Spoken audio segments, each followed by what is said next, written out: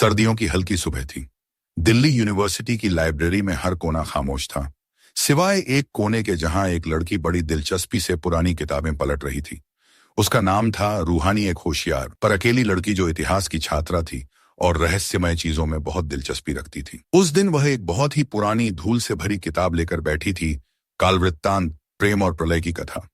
किताब की पहली ही पंक्ति ने उसके दिल की धड़कनें तेज कर दी। जो प्रेम सच्चा होता है वो मरता नहीं, वो श्राप बन जाता है। अचानक किताब की एक पन्नी से एक नीली रोशनी निकली और रूहानी की आंखों के सामने अंधेरा छा गया। जब रूहानी ने आंखें खोली, वह किसी और ही दुनिया में थी। आसमान जामुनी था, हवा में खुशबू थी, लेकिन डर भी। वह किसी रहस्यमयी जंगल में थी जहां पेड़ इंसानों की तरह सांस ले रहे थे और जमीन से अजीब सी आवाजें आ रही थीं।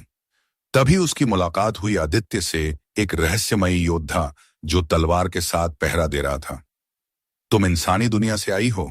उसने पूछा। हाँ, शायद। ये कौन सी जगह है? ये इल्मारा है जहां प्रेम अमर है, लेकिन श्राप भी। रूहानी को धीरे धीरे समझ आने लगा कि वह किताब सिर्फ एक किताब नहीं थी, वह एक पोर्टल थी जो उसे एक ऐसे संसार में ले आई थी जहां उसका भाग्य जुड़ा था। आदित्य ने उसे बताया कि वह खुद भी एक श्राप का शिकार था। वह एक योद्धा था जिसने अपनी प्रेमिका नायरा को खो दिया था, और तब से उसे हर 100 साल में पुनर्जन्म लेना पड़ता था, जब तक उसका सच्चा प्रेम उसे फिर से ना मिले। मैंने नायरा को खोया, लेकिन तुम्हारी आंखों में वही चमक है। क्या तुम वही हो? रूहानी के दिल की धड़कन रुक गई। क्या यह महज संयोग था, या किस्मत ने सच में उसे इस रहस्यमयी संसार में लाकर कुछ दिखाने की कोशिश की थी? रूहानी और आदित्य साथ साथ एक मंदिर की ओर निकलते हैं। एक पुराना खंडहर जिसे प्रेम वृत्त कहते हैं। वहां उन्हें कई तिलिस्मी परीक्षाएं पार करनी पड़ती हैं। हवा में उड़ते तीर, पानी में छिपे नाग और आग की दीवारें, ये सब एक श्राप को तोड़ने के लिए थे। रूहानी के मन में अब 2 ही सवाल थे। क्या वह सच में आदित्य की नायरा है? अगर हां, तो क्या वह इस संसार में फंस गई है हमेशा के लिए? प्रेम वृत्त मंदिर की दीवारों पर उकेरी गई आकृतियां देखकर रूहानी को अजीब सी झंझनाहट महसूस हुई।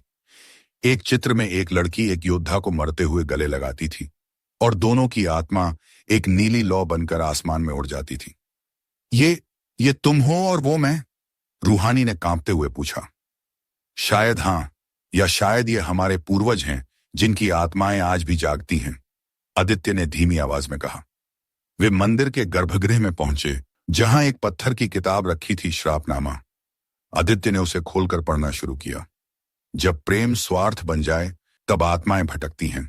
जो पुनः मिलें उन्हें अग्नि परीक्षा देनी होगी।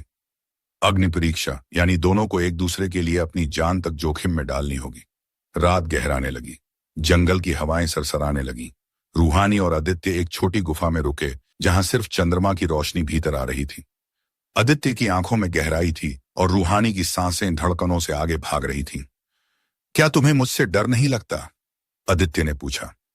डर सिर्फ खोने का है, तुम्हें नहीं पाने का, रूहानी ने कहा। उनकी आंखें मिली। उनके होंठों ने वो कहा जो शब्द कभी कह ना पाए। एक पल के लिए सब कुछ थम गया, वक्त भी, श्राप भी, डर भी। लेकिन जैसे ही उनकी आत्माएं एक हुईं, मंदिर के दरवाजे पर भूचाल आया। जमीन कांपने लगी।